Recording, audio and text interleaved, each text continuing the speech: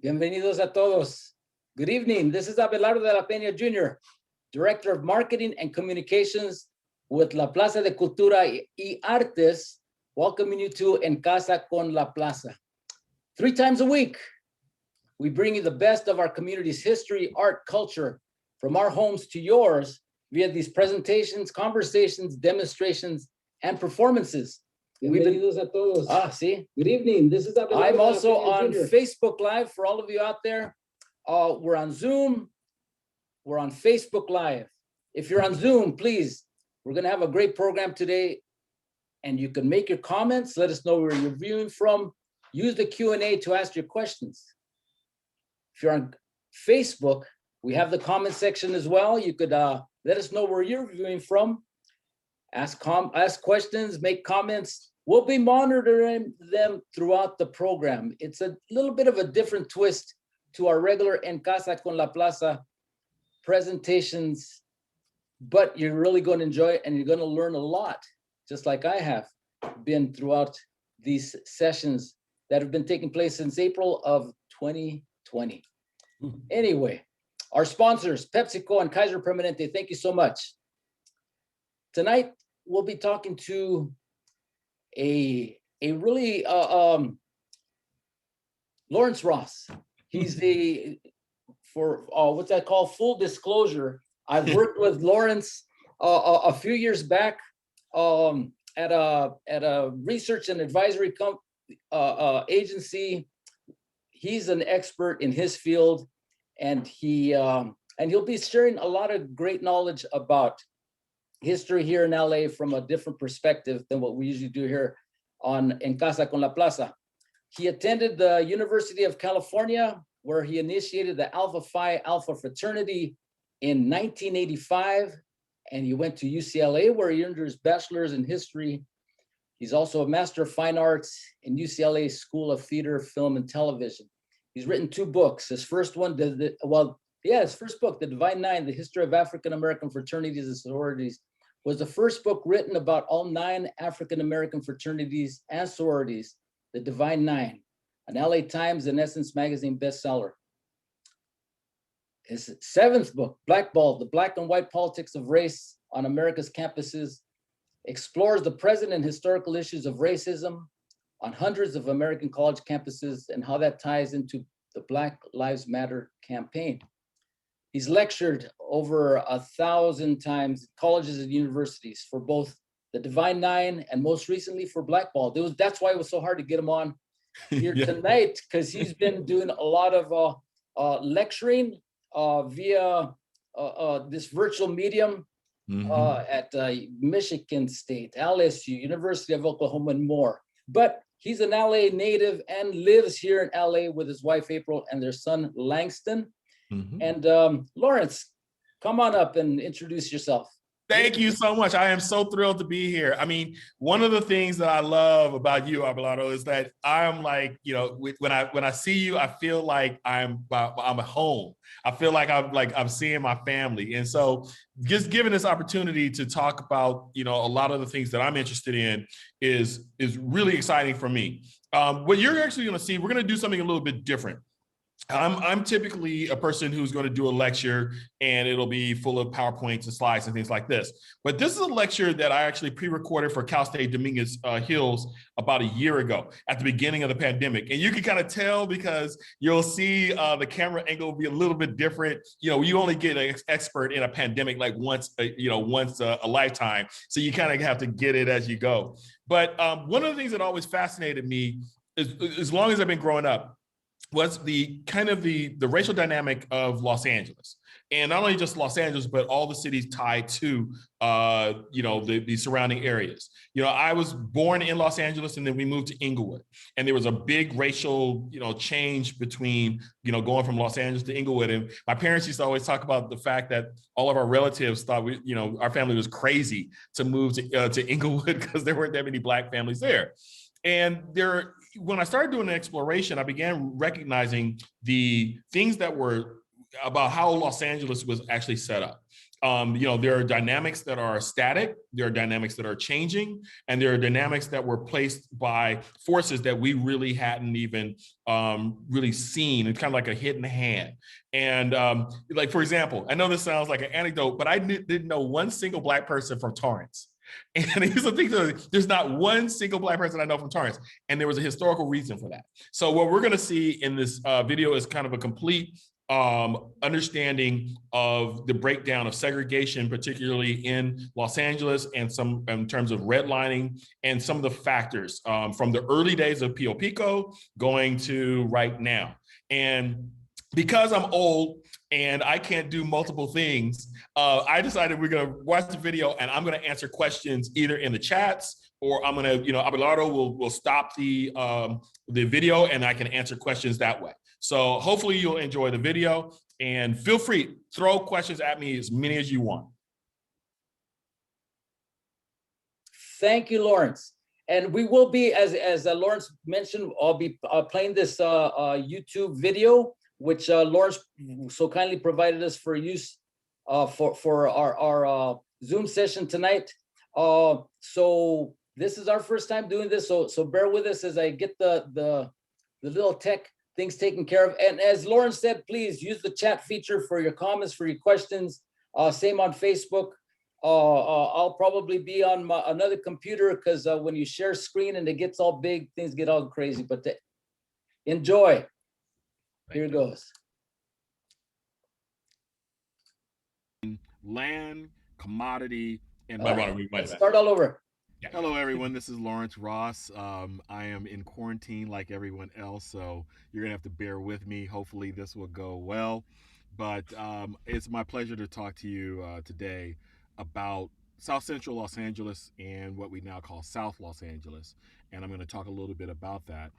But before I even dig down into kind of like not only the history, but some of the dynamics when we talk about Black LA in particular, let me give you a little introduction about who I am. I am, again, Lawrence Ross. I am the author of a number of books. I'm a native of Los Angeles, specifically Inglewood, California, which for Inglewood folks is a very distinct thing versus from being from Los Angeles. But I am a native of Southern California. I have written a number of books, 7 books, including 2 books that are pretty much evergreens on college campuses. One book is called The Divine Nine, The History of African American Fraternities and Sororities. And the other book is called Blackballed: The Black and White Politics of Race on America's Campuses. One of my emphasis over the last 20, 25 years has been the dynamic of race when it comes specifically for Black people in various dynamics, whether or not it's dealing with space, or whether or not it's dealing with education or healthcare, things like that. And so today's topic is going to be about South Central to South LA, the past and the present, to give you a little bit of a perspective of how this Los Angeles in particular, particularly from the Black point of view, came about.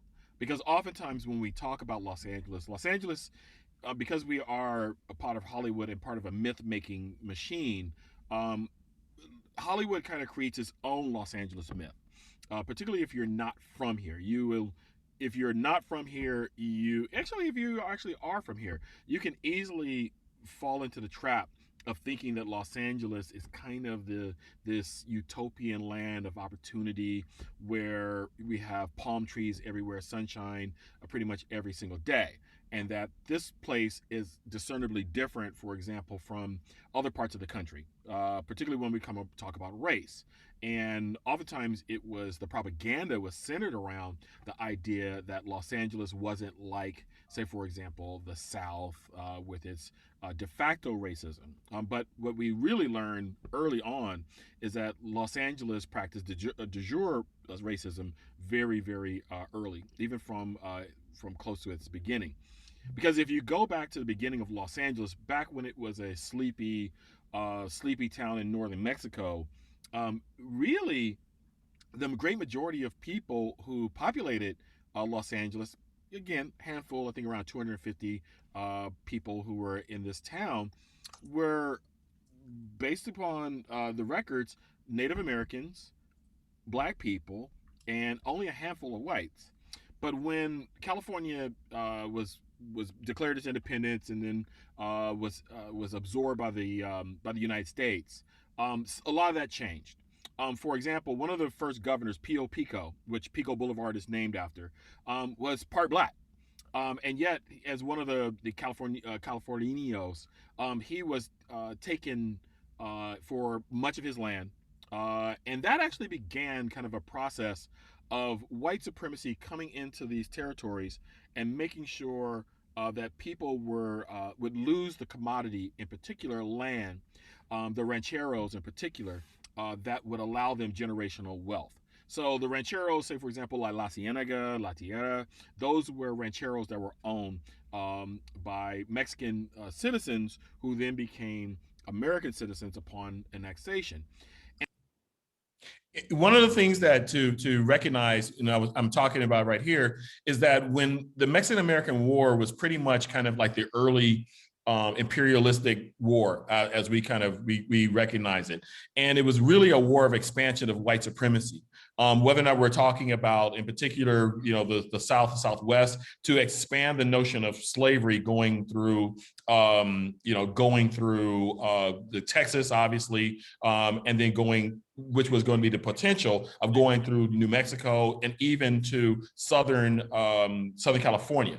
Southern California, once it was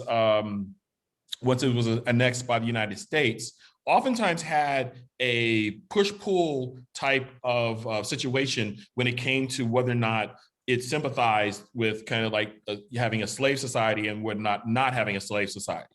Los Angeles at that point in time, if you look at maps, is really not even significant.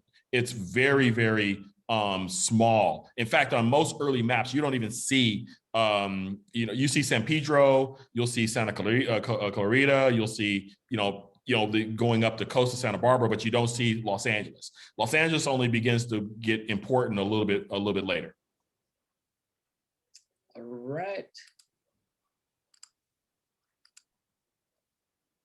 And we see early on as white settlers or Anglo settlers began coming into Los Angeles, that connection between land, commodity, and race. And it's important to understand this, even going back to to the late 1900s, to understand that, because that's the underpinning of how race is dealt with in Los Angeles.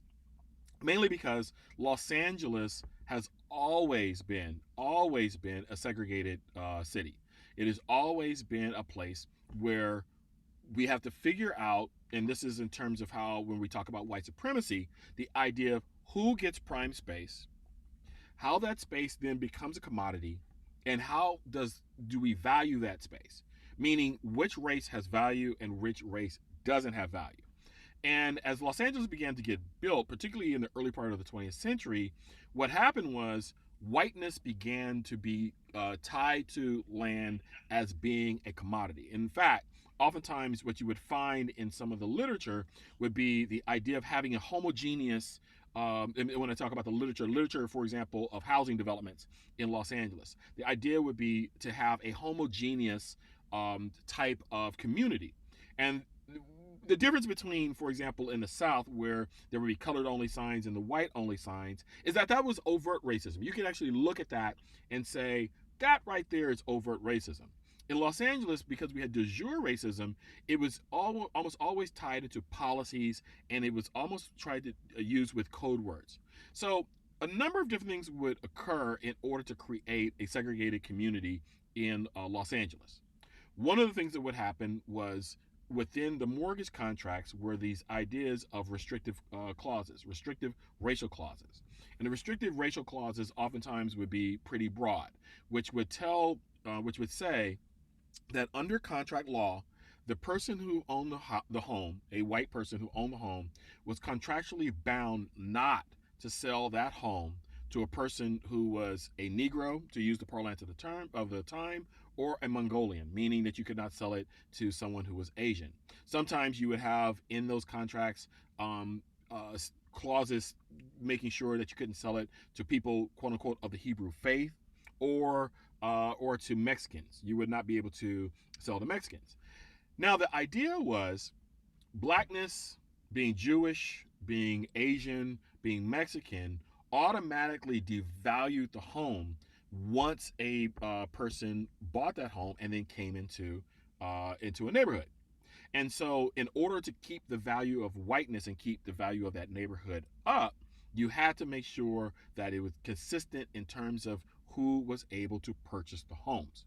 Which means that in Los Angeles, what was created, were ghettos in particular for blacks, and ghettos for the Japanese, and ghettos for Mexican Americans. And so, in the early part of the 20th century, if you look at some of the maps, what you would note is, for example, closest to just south of downtown, and just abutting downtown, and going about halfway, I guess, into the 30s, I guess, right around the Coca-Cola plant on Central Avenue, was the Little Tokyo area. And even if you go down there today, and if you look really hard and do some urban archaeology, and really look, you can still see elements of Little Tokyo. You can see signs from the 1920s and 1930s that show that there was a Japanese presence over there. From abutting Little Tokyo was also a community for Black people, which was kind of the classic Central Avenue community that you know from from everything from pop culture to the Harlem Renaissance, which was mostly called the Negro Renaissance. It was happening all across the country. The Dunbar Hotel, all those areas are set over on Central Avenue. And so there was a barrier that was placed in terms of where minorities could actually live in Los Angeles, due to, of course, a concept that we pretty much know, redlining. And redlining was a kind of a conspiracy between the federal government and the Federal Housing Administration, who is guaranteeing mortgage loans, and real estate brokers. And in California, the real estate brokers societies were segregated. They were whites only. So what you had was a tandem of the real estate brokers and the banks like Home Federal Savings, which would, in terms of making loans, would determine where they could create loans based upon an arbitrary rating system. And I think the rating system went from blue, which was a place that was basically homogeneous, high value, white area, stable, quote unquote, neighborhood. Then there was, I think it went down levels, like green, which was a neighborhood that was about to be destabilized according to how they looked at it, meaning that a lot of restrictive clauses, which have limitations in terms of terms, were about to go away. And so therefore blacks and Latinos were going to be coming into the neighborhood. And it went all the way down to red, which were typically neighborhoods that were intrinsically thought to be unstable due to the fact that they were minority.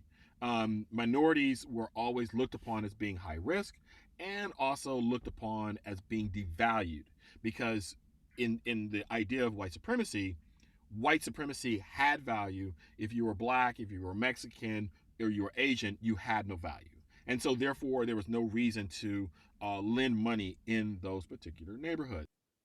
Yeah, so that's important for me to kind of clarify in terms of talking about this. So when we talk about redlining, one of the things that we talk about oftentimes, and I think I should have actually explained a little bit more, the FHA loan program from like the mid 1930s all the way up until the mid 1960s with the passage of the Fair Housing Act, basically was one of the bases for the creation of the white middle class in this country. There was a notion in the Great Depression going all the way through to the post-war years, which said that in order to stabilize, well, two reasons: to stabilize, an economy that needed to have people who were consumers and who were rooted. What you wanted to do is you wanted to create a middle class of homeowners. The other thing is that one of the reasons why home ownership, which really wasn't emphasized prior to the 1930s, what's emphasized is that it also fought against, quote unquote, theoretically fought against revolution. This notion, there was this kind of anecdotal notion saying that a person who, and I think I might mention this a little bit later, a person who is actually a homeowner is not really going to find much time to actually, have, revolution or be a socialist or be a communist, which was one of the great fears. When we talk about redlining, it's literally from a coordination. This is one of the things when we talk about segregation and issues like this, that we sometimes make the mistake of thinking that it's kind of bad, bad racist realtors just themselves with kind of, some, colorblind type of system. No, the federal government mandated that you did not actually lend in these high risk, quote unquote, areas, which were Black and brown. 90% of all FHA loans between the mid-1930s and the 1960s went to white Americans. When we talk about the racial wealth gap today, that is the reason why you see the racial wealth gap. It's not that all white people who got a loan for their mortgage were rich. It's just that they had enough time for those houses to be able to gather wealth. And in other areas where it was Black and brown people, a lot more of us had to actually rent, or even when we were getting access to loans, those homes were depressed. Even if those homes, say for example, a home in mid-Wilshire is the exact same developer as in Leimert Park, which is the exact same developer as in Inglewood, those homes basically have different values based upon race. Even to this day, there was like 2 days ago in Marin City in the Bay Area, where a couple had their home assessed after having done repairs. They found that when they had a white person impersonate them, instead of being them in terms of having a housing assessor, they got back an assessment that was $500,000 more simply based upon race. And so that's what you see when we talk about redlining. These neighborhoods are intrinsically, not because of the housing stock, they're intrinsically looked upon as being depressed or high risk, even to this day, based upon race. A lot of activism. And the Black community in the 1920s was hovering around 75,000 to 100,000 people in the city. And what's happening is that Blacks are starting to assert their rights, particularly after World War I. And one woman in particular, Charlotte Bass, who was the editor, she purchased the newspaper of the California Eagle, made it part of her crusade to try to break up the segregationist laws and the segregationist boundaries in Los Angeles, particularly South Central Los Angeles. Understanding South Central Los Angeles of the early 1920s is different than South Central Los Angeles of today. South Central of the 1920s was pretty much a working class neighborhood for whites. It was a factory town. Now, there were a number of different plants. There was a GM plant that was in South Central. There was a Goodyear tire plant that fed the GM plant in South Central. So it was a neighborhood, if you notice in South Central, if you've ever driven, particularly through communities like the districts like Hyde Park and Vermont Square and things like that, these are working class homes. They're what we used to call shotgun homes or bungalows with wide porches, but they're very utilitarian. They have architectural worth, but they're very utilitarian.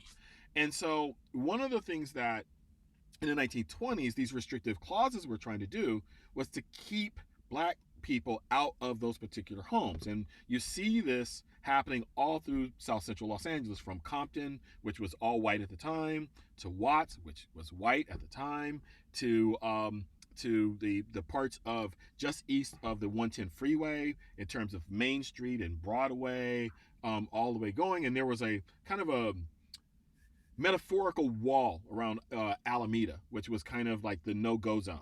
And what was happening is that Black people were trying to get out of an area that was continuously being squeezed and also contained poor housing stock, meaning that Black people were living in the worst conditions and oftentimes paying higher fees in terms of rent and for services than white people were paying for in better conditions. And so Charlotte made it her mission to try to create change. And a lot of it had to do with a combination of the practicality of asserting one's civil rights, but also appealing to white people's sense that black people were the exact same as them, meaning in somewhat of a paternalistic way, I guess, of thinking to themselves of saying, "Hey, we value high character. You value high character too. Allow us in your neighborhoods, and you won't have any problem." Now, there was a fatal flaw with that because one of the problems is that the white people of that time, and oftentimes the white people of 2020, are not necessarily looking at it that way. They're looking at it from the idea that blackness destroys the property values. Blackness is inherently degraded, and to be next to a person who is to have a neighbor who is black is to degrade yourself. And so there was amazing resistance, particularly in the 1920s, because in the 1920s, you have an influx also of a lot of white people coming from the South. And you see a very large rise in the KKK, in the Ku Klux Klan in Southern California. There were a number of different strongholds in Los Angeles. It was not an aberration to have the KKK in Southern California. Just going back about 60 years, when we talk about the Civil War, Los Angeles was full of people who wanted to secede and go to the Confederacy. In fact, at some points in time, the California state government dissolved various governments that were pro-secession. And so Los Angeles has always had a Southern POV when it came to civil rights. And it didn't really help that when we talk about the white people who started to come into Southern California, who were coming from the South with their overt racism, were then trying to implement that within Southern California. Now, this is also coming at the same time where you have a lot of black people coming during the various great migrations, coming in from Texas and Louisiana and Arkansas rather than going up north. And you see those great migrations happening right around the same time as the. So there are dynamics. So in terms of how we talk about in terms of the 1920s, there are two different great migrations. And the first great migration, particularly when we talk from the African American perspective, happens right after World War One. Right after World War One, there was this movement called the New Negro Movement, which basically said that black people are going out to fight the war, and so we're going to create this new society in which you fight at overseas, and now you're coming back home to fight for democracy and freedom. Well, right after World War One in 1919, you had what we call the Red Summer of 1919, which is one of the bloodiest summers ever in terms of racial violence. And one of the things that happened was that there were white riots all across this country, and it's the very first great migration that occurs where, and if you read Isabel Wilkerson's The Wharf of Other Sons, that gives you a great understanding of these various migrations. But there are a lot of families between the 1920s and the 1940s black families in particular, who leave Texas and Louisiana and head west versus the ones who are leaving the Deep South who head north. But at the exact same time, you have a lot of white people who are moving, often from the South, often from the Midwest. Oftentimes they're moving simply based upon a lot of kind of that advertising of Southern California. A lot of times you'll see, like, for example, like the sun-kissed fruit and all kind of like fruit companies, they will show sunshine and all this wonderful kind of visions of this utopia of Los Angeles. That was the thing to bring those people out to to LA. And so you have this de jure racism that could be from you don't go into various neighborhoods that the LAPD enforce, tied also to the overt racism that a lot of white folks who are coming into the city are bringing. And there are literally KKK burnings and crosses happening from the 1920s on up into particularly the 1970s.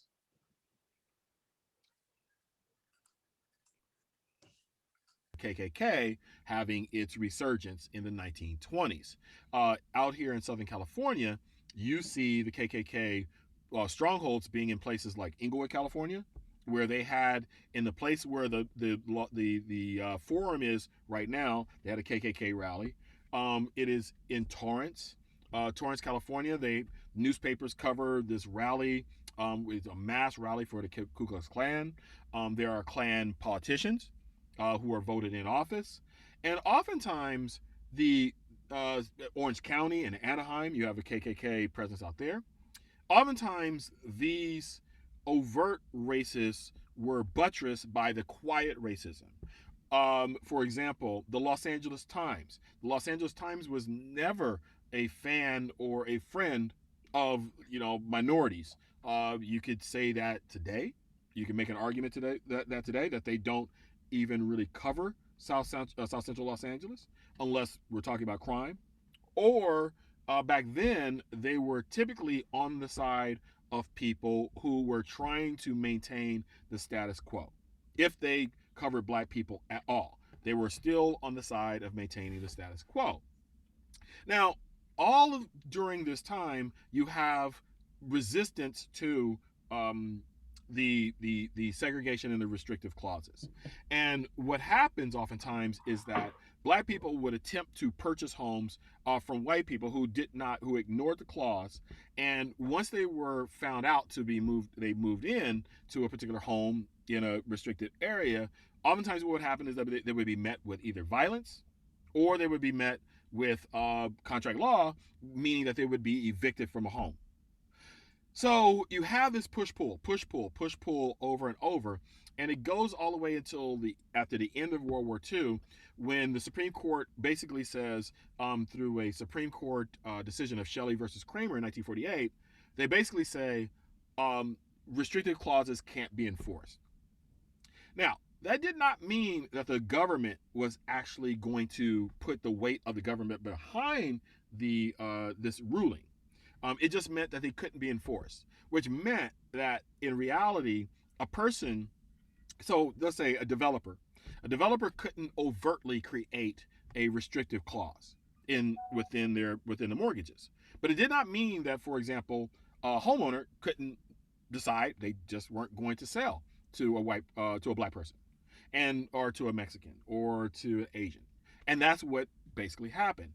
And it didn't really actually take away particularly from developers, big developers, in Southern California. Now, you also have to look at it from the standpoint, there are areas in Southern California that were built by developers, because you're thinking about Los Angeles, approximately 4,000 square yards, 4,000 square miles of land.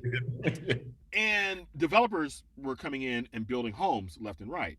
Leimert Park, for example, Walter Leimert built Leimert Park right where I'm broadcasting right here at my club, the Metaphor Club. And he built it as a restricted community in the 1920s. Same thing happens in Torrance. A guy named Don Wilson built a multitude of different complexes in Torrance past 1948 that are geared toward only selling to white people.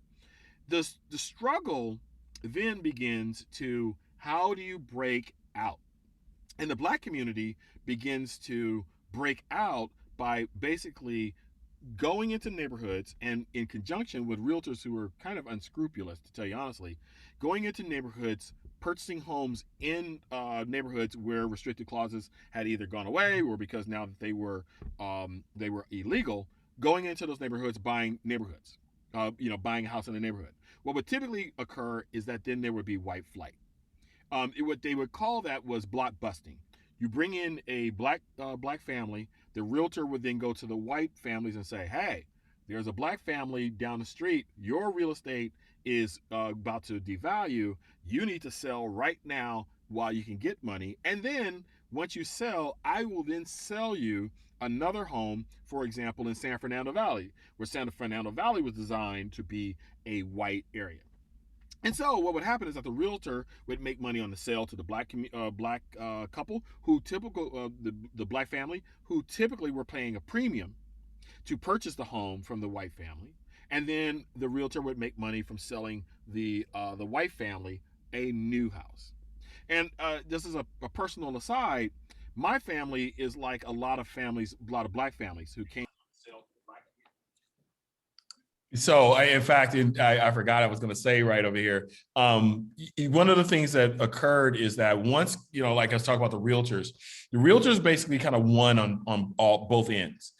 They could bring in the black family and sell and make the commission that way, but then panic all the white families on the block. Going back to the idea that race and ethnicity has either value or detraction. And so what would happen is oftentimes the panic for white flight was, I need to get away from Black people as much as possible. You begin to see that in the 1950s, the 60s, and 70s. And what you see are then areas that become, very homogeneous when it comes to white homeowners. Orange County. Orange County at the time becomes a very homogeneously white place. San Bernardino becomes a very homogeneous, and San Fernando Valley in particular, which actually changes. But one of the things in terms of how those developments, in terms of kind of mirror some of the developments that you see around the country, say, for example, Levittown and the like, you want to, create those, maintain that wealth by having a homogeneous community that where whiteness, maintains that value. Came to Los Angeles. My family is originally from Texas, and my grandfather disembarked from World War II in Southern California, loved it, went back and brought my family, including my mother, and on my father's side, the exact same thing. They all came to Los Angeles in the mid-1950s. And one of the things that my mother talks about is that they moved often in Los Angeles, and she ended up going to at least 12 different schools, all the way from middle school all the way through to high school, because they were chasing white people. Meaning, as she puts it, they were chasing white people in that when there were areas that they could go to that were newly open to Black people, they could then send their kids to a better school. Meaning that wherever the white people were, the schools were almost always better than in the Black neighborhood, due to the fact that the Black neighborhood schools were pretty much restricted in terms of resources. And so you see that all the way through the 1950s. And South LA, or South Central Los Angeles, begins to start to look more Black. As white people move out, more Black people move in. And one of the first places that people began to come into was Compton and in Watts. Two working class areas. Compton in particular had almost violent confrontations between Blacks who were moving in and whites who did not want to leave. And on the other side, you have Black people who are moving from Central Avenue and making their way west. Now, oftentimes, even today, when you ask people about their perspective about what is the West Side in Los Angeles, it depends on whether or not you're Black or not. If you're white, you're thinking the West Side is Santa Monica, West LA, Century City, Westwood. If you're Black, you're thinking the West Side of Los Angeles is Crenshaw, La Brea, La Cienega. That's the West Side to you, because in the perspective of Black people, South Central Los Angeles is all encompassing, because that is where Black people, for the majority of Black people growing up in Los Angeles, grew up in. And the boundaries began to expand as white people began to do white flight out to the suburbs. They began to do white flight out to Orange County, white flight out to San Bernardino County and Riverside in particular. And they also began to do white flight into Valley, the San Fernando Valley. Some parts, San Gabriel Valley, which had already been populated since the early parts of Los Angeles expanding. Pasadena had been one of the very first suburbs of Los Angeles, but San Fernando Valley, which was really agricultural, began to be developed as a white enclave. And so as they began to leave, Black people began to move into South Central Los Angeles and occupying from on the east side of the 110 freeway, Main, Broadway, and then gradually moving across there for Figueroa, Hoover, Vermont, and the like, in terms of getting closer and closer to what we consider to be the West Side of today. But the struggle to be able to do that, continued. And oftentimes what happened was there was a recalcitrance amongst white communities about not giving up their particular neighborhoods, the neighborhoods that they thought to themselves that they deserved, that which should always be white. And so the violence beyond, for example, the KKKs, a lot of the street gangs that we talk about today as being intrinsic to black culture in South Central Los Angeles actually began amongst white South Central residents. So for example, there was a white South Central gang called the Spook Hunters, and what they would do is they would wear jackets and they would go looking for black people who had gone into these white neighborhoods, and they would either beat them up or chase them into black neighborhoods. And these quote unquote spook hunter gangs would also go into black neighborhoods and try to create fights and the like. So when we talk about gangs in South Central, we should be very, very specific and understand that the Bloods and Crips did not just come out of whole cloth. There have always been territorial gangs in South Central. Some of them have been Latino gangs, some have been black gangs and protection, and there have also been white gangs in South Central Los Angeles. But it wasn't until 1963 with the William Byron Rumford Act, which was the California Fair Housing Act, as the common term for it. That in 1963 changed how fair housing was looked at. From that point, basically what happened was the government had sort of been neutral, with basically saying you can't, with Shelley versus Kramer, you can't discriminate, but we're not going to do anything to enforce it. With the William Byron Rumford Act, basically what they said was, we will make sure that you can't discriminate against people of color. You cannot discriminate with just simply white people being in your homes. So you have a number of groups who, as civil rights groups, who come into Los Angeles really around the same time the civil rights movement is going on across the country. And they begin doing a lot of the civil rights testing for housing. You have CORE, and I'm gonna mess up the acronym. It's the Organization for Racial Equality, and I can never remember the C. NAACP. You also have people like Lauren Miller, who took over from Charlotte Bass, the California Eagle newspaper. Was a lawyer out here in Los Angeles, and had been making arguments before the Supreme Court. All of them began testing the housing discrimination to be able to prove that if I go in with an application and I want to buy a home, what does the realtor tell me? So this is the nexus of the general civil rights movement that's going on across in the South. So the de facto civil rights movement, that is, and we talk about the civil rights movement, oftentimes during Black History Month, we kind of focus on like the Montgomery boycott, bus boycott, and then kind of go from there. But civil rights kind of is the kind of ongoing, continuous thing. As I mentioned with Charlotte Bass, there was kind of like the moral authority kind of idea that Blacks and whites should be able to live together, just in case, just if whites would recognize that Black people are human. Well, that didn't work. So the next thing was actually to go into the courts. And then you begin to get some really, really sharp people that are, in terms of the civil rights around around Los Angeles, who begin to go into the courts working with different organizations to be able to show that in this place of Los Angeles, we can test this. We can actually show that, the discrimination is really happening, even though, the laws have changed.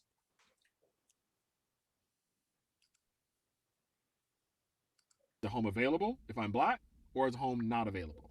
And if I bring in a white tester, is the home available or is it not available? Well, you can probably guess. I mean, for the most part, whenever white applicants would come in, multitude of houses, any house that you want.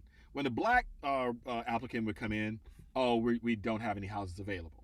And that would bounce around. And so what you see in the 1960s is a real battle between developers who are building new housing, particularly for this baby boomer generation, and Black people who are looking for great housing stock. They want the exact same thing that white people want. And so you see protests and sit-ins particularly in Torrance and in places that were really intransigent. A company that still exists today, Don Williams, Don Wilson, in Torrance, still exists today. They really put up a fight in order to not make homes which were in the white communities available to black people. And how they did it was nefarious.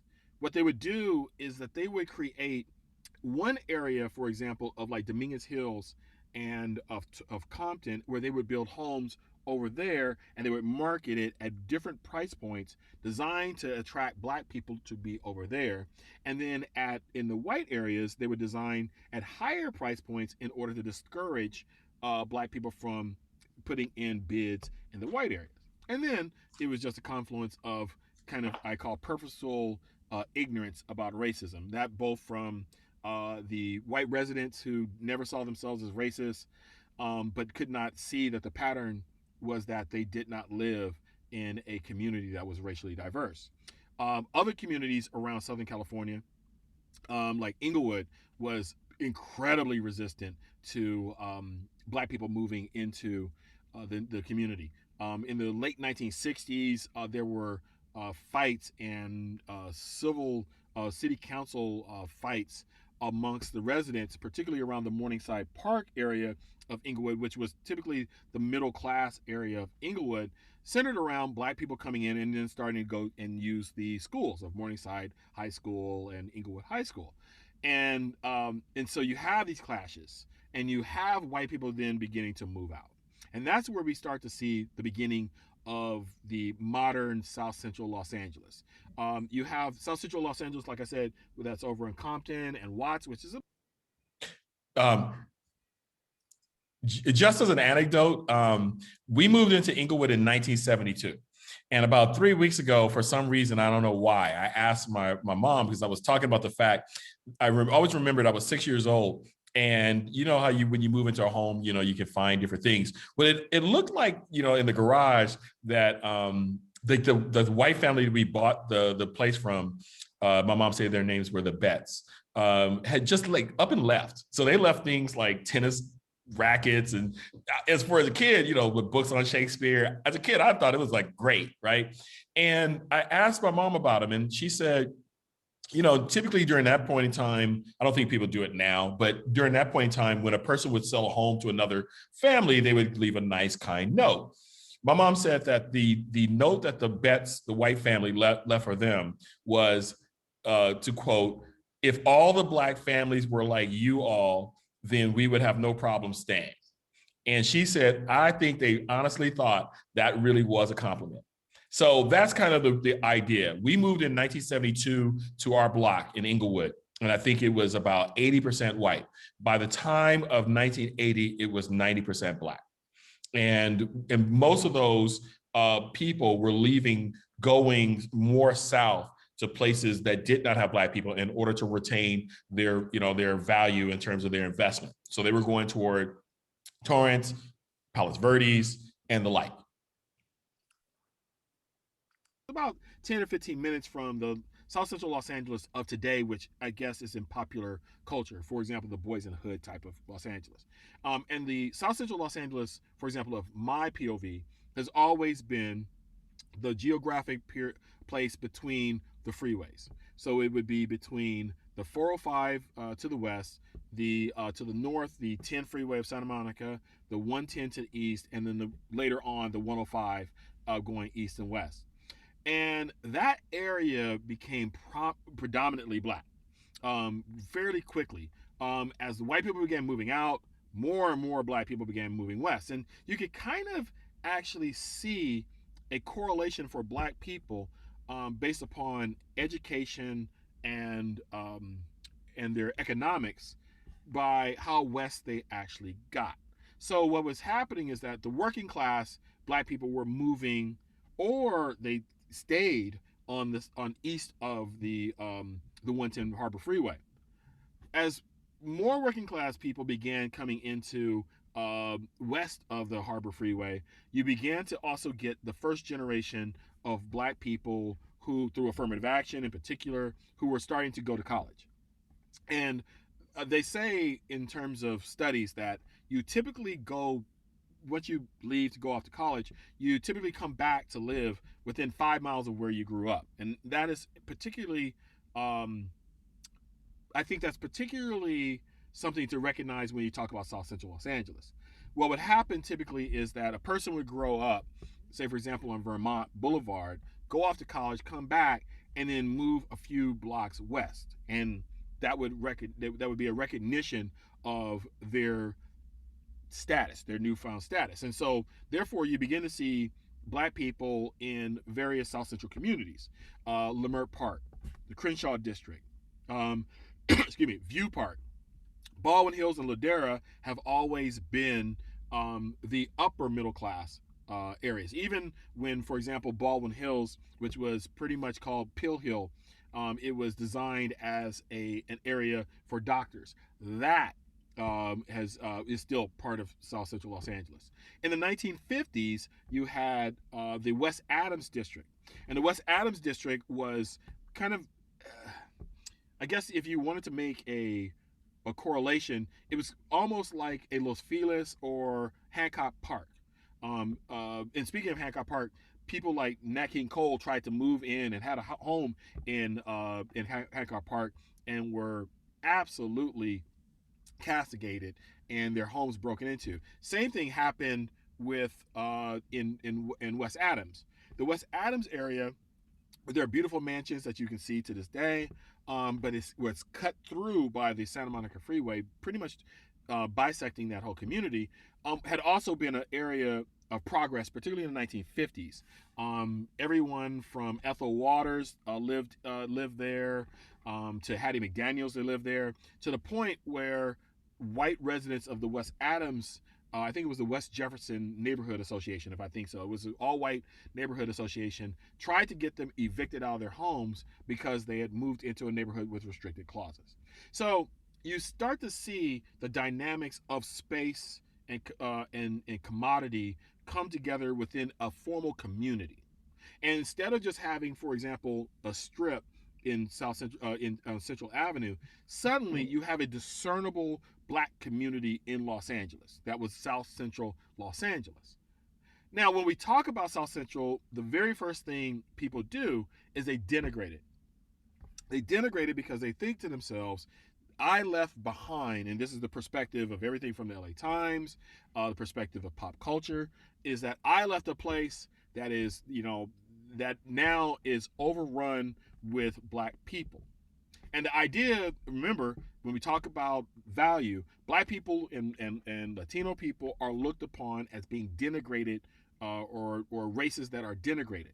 So therefore, there can't possibly be any value in these communities. These communities are places in which you try to escape, in the parlance and the POV of people who went and tried to escape. And so oftentimes what was happening was that the narrative of South Central was always one of one unifying poverty.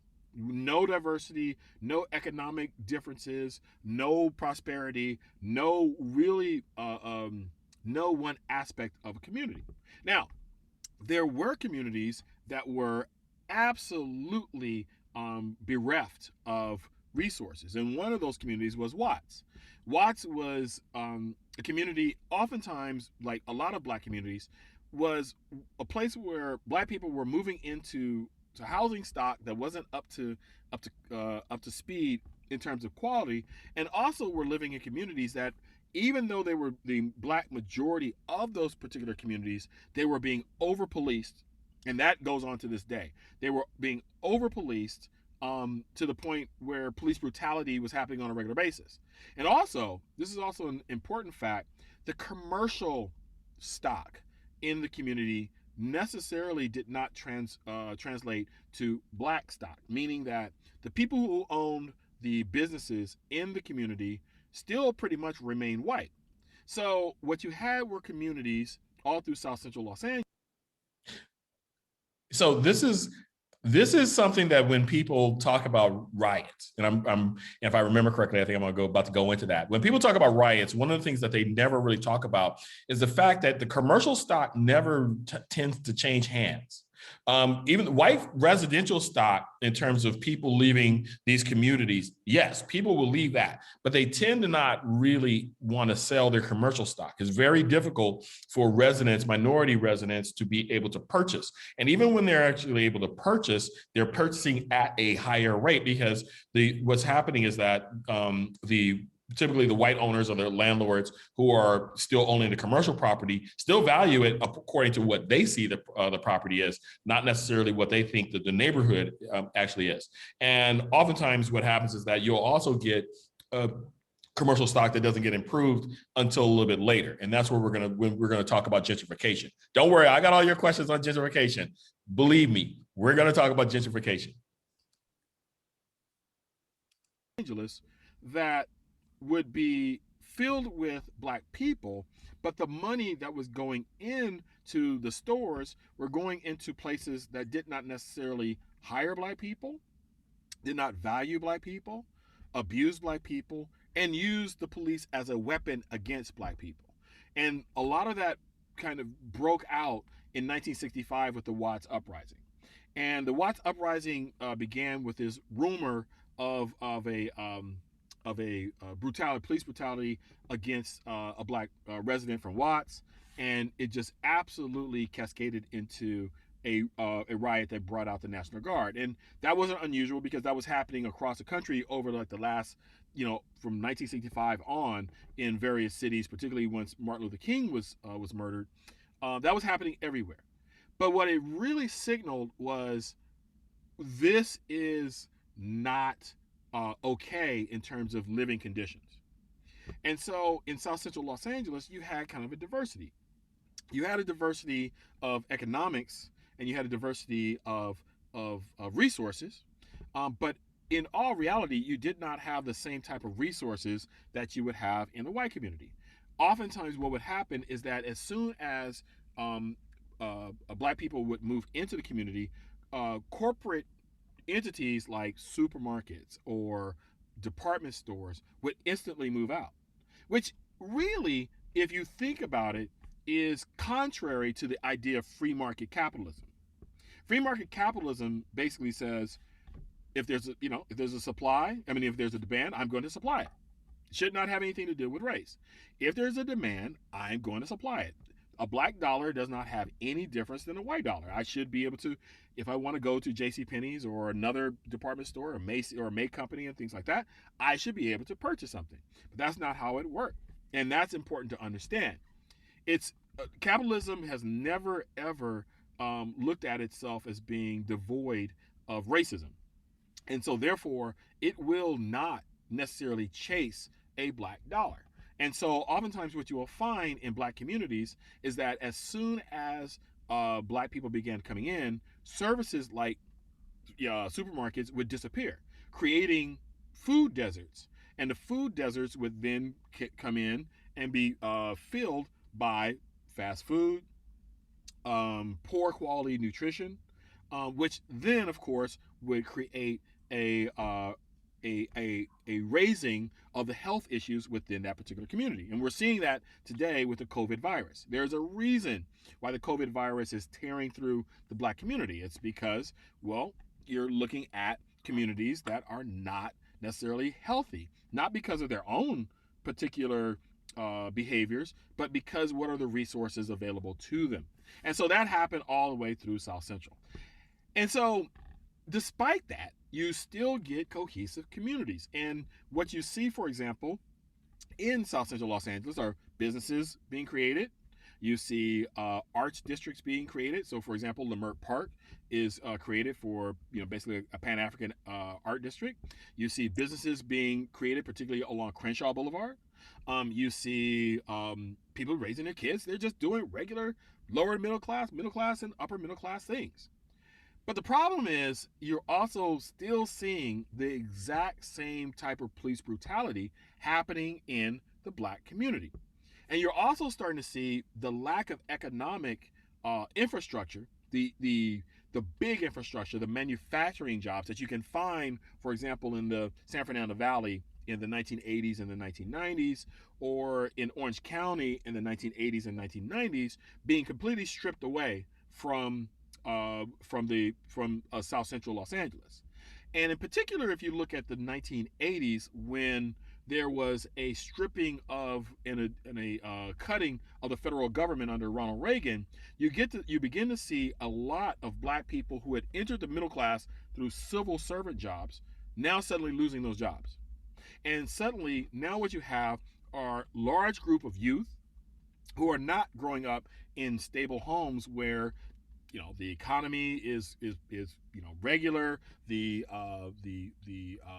money coming in is regular, and so then you begin to see the burgeoning of gang life.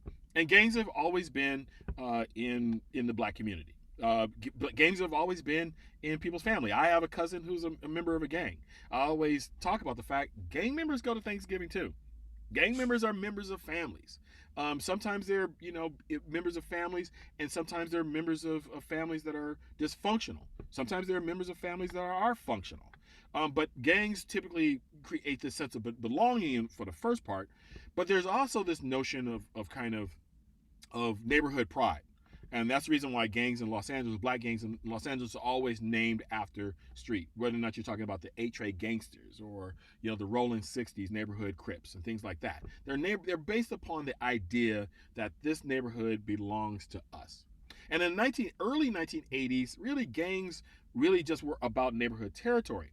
But as economics started to change the South Central area, where a lot of people were not having jobs, couldn't find jobs, and South Central was pretty much barren for a lot of different economic reasons, and then you insert drugs into it, then suddenly you begin to get gang violence. Gangs weren't necessarily violent by nature, and in particular, they were not necessarily violent against people who are not in gangs. Typically, if you were growing up, as a teenager like I was in the 1980s, I know you might be wondering, why am I talking about gangs? One of the things that when we talk about an area, about what makes it desirable and what makes it not desirable, is kind of whether or not people look at a particular area as being safe. And one of the things that occurred, particularly within South Central in the 1980s and 1990s during the great crack wars and gang violence, was this notion that South Central Los Angeles was an inherently dangerous place. Well, if you live in an inherently dangerous place, then what happens is that, again, if you're going to look at the idea of redlining in terms of the idea that Black and Latinx, housing stock doesn't, is denigrated because Black and brown people are just inherently, not equal to white people. Well, you add gang violence into it. Well, then what's going to happen? Well, housing prices and the wealth can be generated all continues to go down. And so the outside perception of neighborhoods that are in South Central are that you have a place. Why would you ever want to live there? Why would you ever want to visit there? So those prices go down. Now, that's going to have an effect when we talk about gentrification. Gangs would let you alone if they knew you were going to college. Gangs would let you alone. Gang members would let you alone if they, knew that you, were an athlete or had potential. They took it as a point of pride. When the introduction of crack cocaine into the community, particularly a community where money was not flowing, the rational thing and a rational decision in a capitalist society is to figure out how to draw capital. And so therefore you have gang members who begin to sell crack, which of course is the most abhorrent thing you can do in a community, but it's a very logical thing. And so they began to actually sell crack within the South Central area and addicting thousands of people. And it's almost like the COVID virus. It had no, economic discrimination. There were people who were getting hooked on crack who lived and grew up in Baldwin Hills and Ladera, which is the upper middle class area of South Central, to the person who was growing up on Skid Row. You were seeing people who were absolutely desperate to make money. And so what became violent within South Central was the fact that suddenly these gangs, who had existed again all the way since the spook hunters of the 1920s, were not simply talking about protecting their own territory. They were also about protecting growing out the territory for new sales. So therefore, what you have are a bunch of people who are now starting to make more and more money, and it absolutely decimated the South Central community. But it also gave rise to a South Central that was overly policed, because if you criminalize blackness, or if you criminalize being Latino, then you make no discernible difference between the criminal and the person who's the law-abiding citizen. So, for example, when I was in high school, one of the things that the police loved doing was to go on Crenshaw Boulevard, and if you were driving in a car, they would pull you out of the car, put you on a curb, me included, college educated, about to go to college, the Catholic school kid, and put you out and put you on the curb as they search your car. Sometimes they seize your car.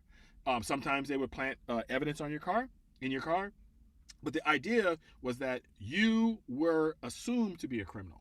It's the precursor to the New York area stop and frisk. The idea that you live in a community that has criminality, so therefore we're going to assume that you are a criminal until proven to be a criminal. And so with people like the LA Sheriff Daryl Gates, who was an avowed racist, would come in and over police the area, breaking up crack houses with a tank called a Bataram, where they would just indiscriminately use this tank to go through homes that had nothing to do with the crack industry. And so it finally blew up in 1992 during the Rodney King uprising, where there was a absolute frustration boiling over about how a community could be so abused over a period of time. And what really strikes you is that at the time, Tom Bradley, who had been a hero in the black community, had been mayor and had not really done anything about it. He had proved himself to be pretty impotent when it came to dealing with issues within the black community, particularly in South Central. And so after the Rodney King uprising, you begin to see some African Americans making a decision to leave South Central. And a lot of them begin to start moving into new suburbs that are way out of the traditional South Central area. You see them moving to Palmdale or Moreno Valley or San Fernando Valley, and all within the idea that the violence had become too much. They needed a place that was much more safe and secure, and the population of South Central began to dwindle. The people who used to come to South Central, who used to grow up in South Central, go to college, and then come back and live within 5 miles of their home, suddenly weren't doing that. Suddenly they were moving to places like Atlanta. Suddenly they were moving to places like Washington, D.C. Suddenly they were moving to Las Vegas. They were looking to places that they had just had enough of being within those confines. And so the traditional boundaries of South Central began to change. Instead of white people moving back in, it now actually began to incorporate the growing Latino population that was moving from its own particular segregated space that, of course, remember, all of Los Angeles is segregated, which had been East LA, Boyle Heights, Echo Park, all that area on the other side of downtown. That area, the area of South Central, began to become more Latino. And so now you have a South Central Los Angeles that is redefining itself. And as we come today, you really have, when it comes to the black community, you really have a black community that really is being pushed west. And it's being pushed along an avenue, a boulevard like Crenshaw Boulevard, which is still a solidly black community, but the sense of community is starting to fray. And what's happening is not necessarily the influx of Latinos coming into traditionally black areas, but now we're starting to see gentrification come in. And gentrification has been happening over the last dozen years. Mainly because what's happening is, as whites have been white Angelenos have been priced out of neighborhoods that have been traditionally white. So, for example, mid Wilshire or West Side or Santa Monica, or even the South Bay cities of Torrance and Manhattan Beach and Hermosa Beach. They're now looking for areas where they can get the bang for the buck. And what they were able to discover, a lot were able to discover, is that a lot of the things that they were looking for in the traditionally white neighborhoods, they could definitely find in the black neighborhoods, but at a discount. Because remember, blackness as a value degrades the value of the housing stock according to how people look. And so, therefore, if I have a home in Baldwin Hills and a home in Hollywood Hills with the exact same view of downtown, the home in Baldwin Hills that is in a predominantly black neighborhood will be devalued in comparison to the home in Hollywood Hills. So oftentimes, if you listen to how this begins, you in terms of like the evolution, when we talk about gentrification, sometimes people want to just kind of use the economic factor, because gentrification comes from the United Kingdom, in particular, talking about in London, talking about economics in terms of like the docks, being transformed from like a working class into an upper class. But it's always important to understand that gentrification in this country always incorporates race and ethnicity. There is no economics that is just separate from it. So what typically happens here is you can see some of how people talk about it. What happens oftentimes at the beginning of gentrification, they will call themselves pioneers. Pioneers, which is basically this notion that the people who are in these spaces don't exist. So only people who really are matter, who are human beings, are the human beings who are coming into these kind of, violent, savage spaces, right?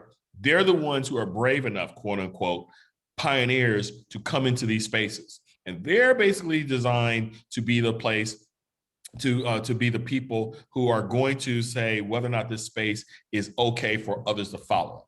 Kind of an American ethos of being in terms of the quote unquote pioneers coming out to settle a land. It's the exact same American imperialism that has gone through this country from the start that happens when we talk about gentrification.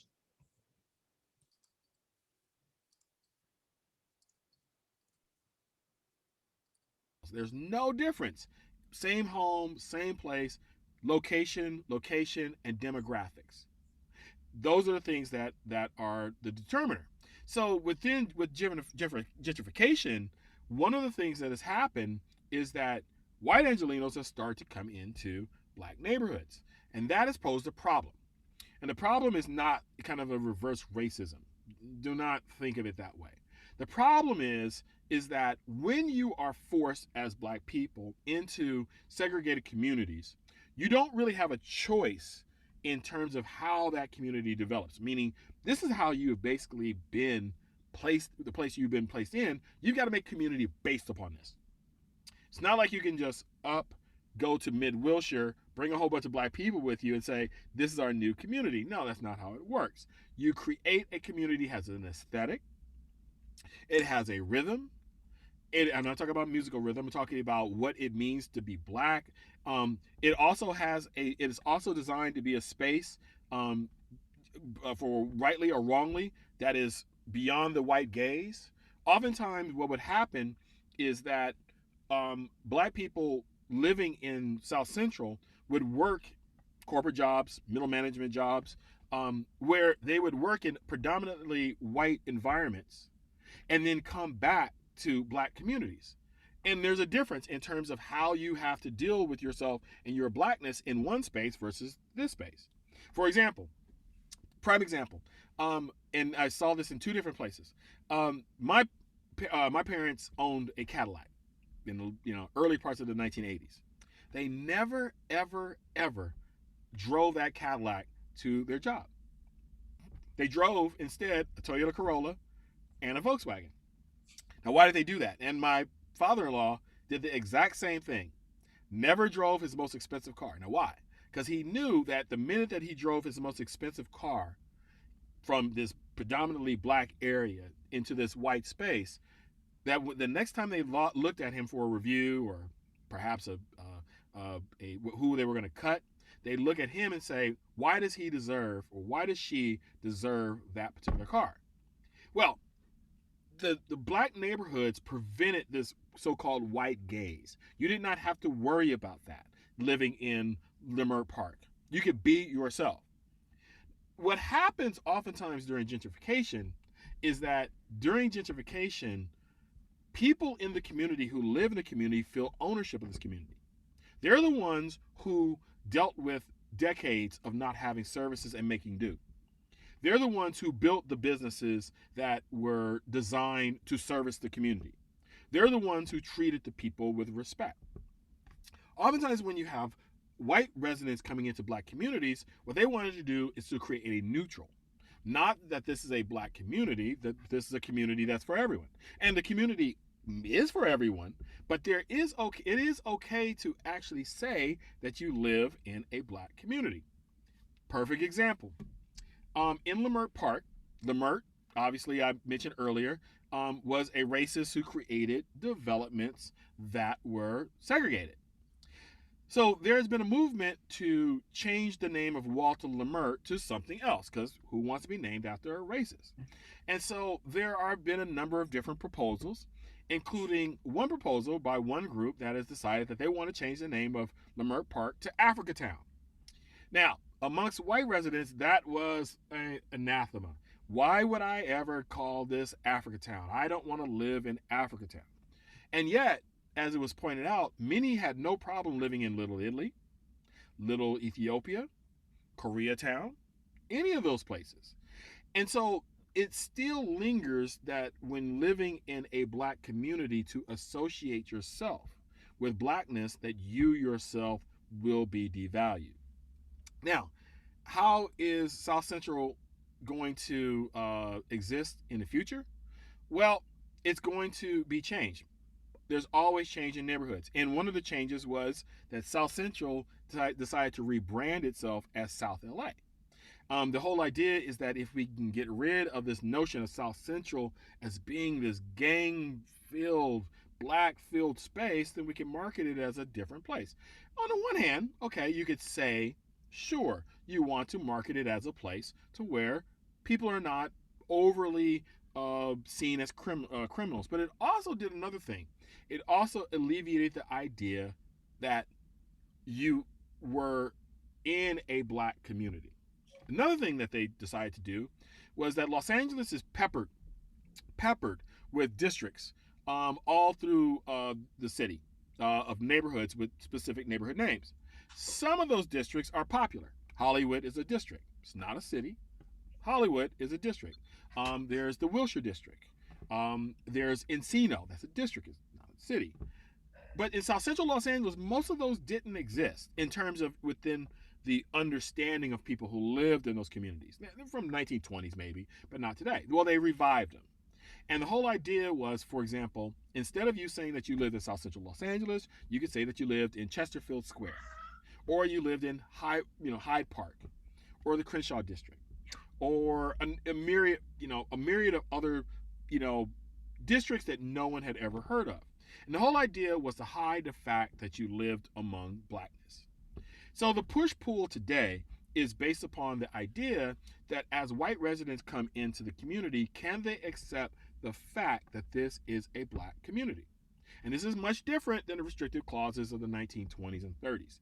This is saying and understanding the realities of race in this country, of understanding that if commodity and land and race creates a devaluation of blackness, can you live within that sphere? And so that is an ongoing question, because we're going to try to find out whether or not this community is going to suddenly revert back to being a white community which prices out black people and therefore erasing black people, or is it going to be one that's going to be balanced to where people respect the fact that black people made diamonds out of coal? And that's where, one of the things that I was able to build here is a club called the Metaphor Club, a co-working community. One of the things that I recognize, along with three of my business partners who we all grew up on Crenshaw Boulevard, was the need to actually stake a claim in a community that had given us everything. I had gone to Berkeley, my other partner had gone to Berkeley, my other partner had gone to Stanford, my other partner had gone to Temple.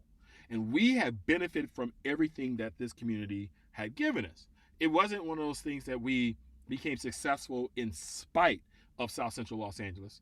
We became successful because of South Central Los Angeles.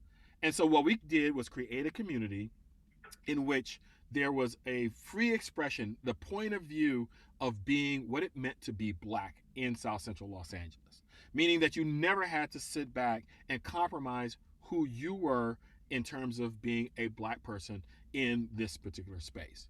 Everyone is welcome, Black owned, all welcome. And it's important for us to redefine how we're going to navigate space. So the reason why I say that at the end in terms of gentrification is that when we talk about space, one of the things I like to talk about is that space is intentional. Spaces in this country is absolutely intentional.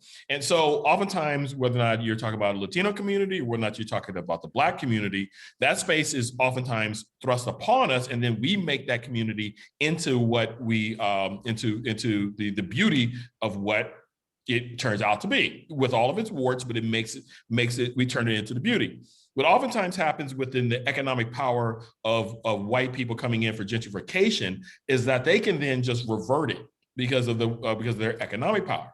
And so what happens sometimes, which is really, really interesting dynamic, is that there's a bit of a Faustian bargain that a lot of Black residents have when they're in these communities. So for example, let's say that you're in this community and you bought your house at a rate that is really was depressed, and now someone brings you 10 times the amount that you actually pay for it. The hard part is to think about saying, no, I am not going to sell that home. In this community, oftentimes what happens, and this is the reason why Black, during housing, when housing goes down, why Black people tend to get hurt the most, is that when we start banking upon that paper profit, because of the sudden appearance of white people in these neighborhoods who raise the values up, well, then we can kind of forget that those paper profits aren't particularly real.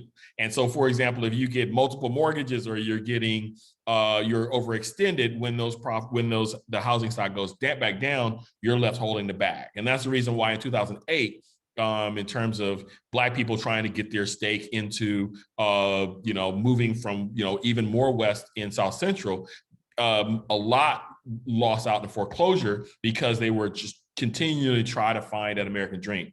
And in this case right now, we're kind of underneath dynamics that I think are kind of going to overwhelm the last bits of the Black community out here. Because the Black community in LA is down like 5%, and it's really just a sliver of Los Angeles now. And when you look at the areas, in particular, if you look at, say, for example, dynamics like Metro opening up in our community, you're going to find more development, which means that people who have never been in our community are suddenly going to start to define the community. And once you do that, then you're going to have little bits of places where the Black population moves after, probably, the dissolution of like the Crenshaw district and the like. I honestly don't know, but it's going to be very, very interesting. Man, Lawrence, that was a lot of knowledge that you gave to myself, to our viewers. Really a great historical perspective with a lot of research that you put into this, and thank you for that. And bringing it up to today, where you see the Black communities being squeezed out of LA for a number of reasons, but at the same time, as you say, what you and your partners are doing there at the Metaphor Club, and you could go ahead and put on the chat, write your URL, link it, so that we'll know how once the pandemic is over. Even I know that you have programs going on now. We could learn more about what you're doing to keep the community, the culture, continuing there in such a very vibrant place. Yeah, it's one of those things where we're very proud, being from LA. I'm a Loyola High School, grad. One of my partners went to Dorsey, and the other one went to he got bussed out at 5 a.m. to Granada, out in the valley. So we're proud of that. But one of the things that we look for is trying to shrink access and privilege. Because now we're having basically a neighborhood that is still, in some cases, for Black and Brown folks, particularly young folks under 30, is under-resourced. They have the talent and therefore sometimes not the access. And we are really, really proactive in saying that this is a space where you can be yourself. This is come from your POV. We joke this is the one space in the world where you don't have to whisper about white people. So this is a space where you come in and it's designed to be able to feel your complete self, particularly in a neighborhood that, when you are living in neighborhoods that are changing. And I saw someone who talked about, Jacqueline was talking about Echo Park. Echo Park is just an echo. It's just rhyming with what's happening in South Central LA. You can tell typically by when you get cafes, which who doesn't like cafe? I love cafes too. But when you start seeing cafes, that's usually like the sign of what's gonna come a little bit later on. And I think it's important. It's important for us to stake our claim in our neighborhoods. I always say welcome everyone, but then also your privilege allows you to walk around thinking oftentimes that you don't have to respect the community in which you're coming into, that you can try to make it a universal default. Everyone, communities like, for example, there's kind of a notion because our communities typically are so segregated that these communities are homogeneous, and they're not necessarily homogeneous. Leimert Park has a large Japanese population, and it's always had a large Japanese population, particularly after World War II. That created some really cool, post-World War II type of dynamics in terms of, neighborhoods and relationships and the like. Perfectly fine with people coming into the neighborhood, not into a neighborhood that they want to just simply because based upon the economic power that they have is to suddenly make a decision that the culture that they're coming into is devalued. All right, well, thank you. At La Plaza de Cultura y Artes, we have a small section in our LA Starts Here exhibition, which is one of our permanent exhibition, which is devoted to redlining. Just a historical perspective from the 1930s. It shows the maps, shows the lines, the different colors, and so on. So there, once we're reopened, it's a starting point. What you've done today with us, and thank you so much, Lawrence, is to expand our knowledge on this this historical continuum. It's continuing today, but under a different name. And yeah, thank you for that. We have Lisa Marie Ruiz saying, great presentation. Thank you for sharing your experience. Thank you. That's on here on our chat on Zoom. Thank you for all that joined us on Zoom. Those of you that joined us on Facebook, Dr. Nadine M. Diaz, she was all over the place with some incredible comments that I can't get to them all right now. But thank you for joining us, Dr. Diaz. You became successful. This is to you, Lawrence. You became successful because of South Central LA. She loves your philosophy. Oh yeah, there's no way in the world. I mean, one of the things I always joke, maybe it's the Jesuits in terms of Loyola, but one of the things that when as a little Catholic kid, you're talked about is that you are not given your intelligence or whatever benefits simply based upon your own edification, for your own edification. You have a responsibility for your community to be able to not just go back. I live 5 minutes away from where we are right here. It is to stay in your community. Your community has value, and to add value to the lives of other people. That's what our jobs. That's what we should fight for. No, you're exactly right there. Claudia Hernandez is asking a question. Are there organizations working with both Black and Brown youth? If so, how are they engaging them in conversations to support their efforts towards higher ed, employment, and so on? I am so happy that you mentioned that. So, for example, right here at the Metaphor Club, one of our new initiatives is to work with colleges and universities to get to make presentations between Black and Brown high schoolers. Because a lot of times what happens is that our children don't get the chance to just fly out to, a particular school, University of Michigan. They don't get to do a lot of those tours and things like that. And oftentimes, particularly with public schools, you have college counselors who are not able to have one-on-one with the youth. And so what happens is oftentimes we miss out. And so, for example, it kind of was sparked. We did one of our spaces, we do an annual exhibition with Congresswoman Karen Bass for her high school art program, right? And we had a young woman who had been in foster care who won. She had been in foster care and she was living in Valencia, and her art was absolutely incredible. And we just could not understand, she was Latina, we just didn't understand how she wasn't going to Cal Arts. She lived right there. And even she had been going back and forth to all these different schools as a foster child, and no one had really guided her there. And so we began thinking about, we created with the pandemic, something called MetaZoom. And the MetaZoom is absolutely free for any Black or Brown high schooler, 9th grade to 12th grade. And we want them to do is the first one is going to be on May 22nd, and they can email me. My email address is right there. And we're going to be working with Otis College of Art and Design. And the whole idea is we told them, they came to us about outreach. And one of the things we told them is we don't believe in performative, meaning that you're not going to just have Black and Brown children coming over here to, so you can put them on a picture. We want you all to be able to give them some real substantive, understanding of what they can be if they go to your school, and what you're going to do in terms of diversity, equity, and inclusion when they get there. And so our Meta College, like I said, it's going to be an all day, like 3 sessions on May 22nd. It's absolutely free for parents and for students. I'm glad that we're doing this one as the first one. My son is a senior at the Art Center College of Design. So my wife and I were art parents who didn't really understand the whole sending our kids to art school. So this is great because we recognize that if it's hard for us, who are privileged to be able to do this, well, it's hecka hard for the single mama, who's trying to do this and has a talent. We just don't want that talent to be thrown away. And we're going to be doing this on a regular basis as we go from college and universities around the country.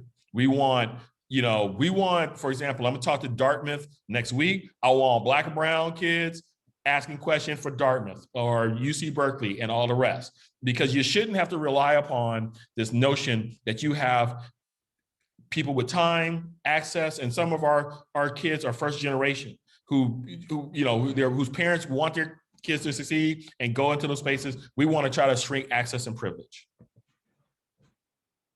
Pretty incredible, Lawrence. Thank you for that. And looking forward to send me some additional info. We'll post it on our social media pages here at La Plaza de Cultura y Artes to get the word out, along with other partners that we have out in the community. Let's see, I'm looking here for Alberto Juarez.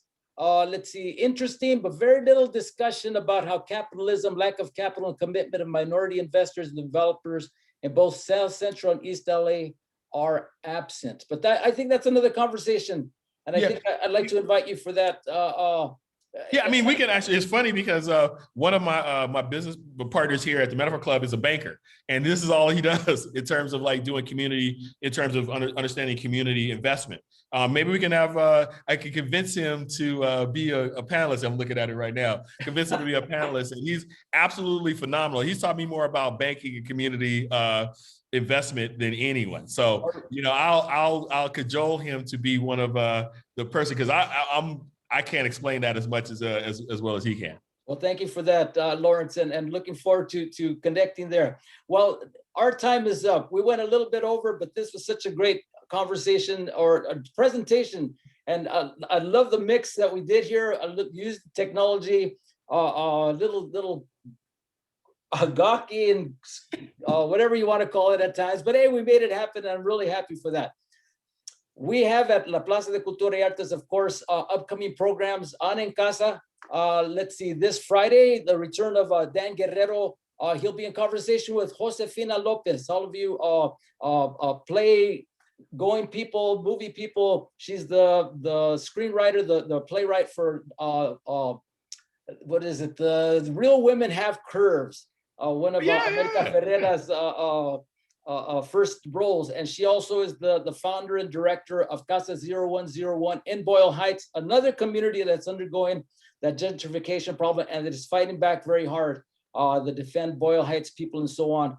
But she'll be on this Friday at 7 o'clock here in Casa con la Plaza. Catch it on Facebook, register on Zoom, and have some fun with us.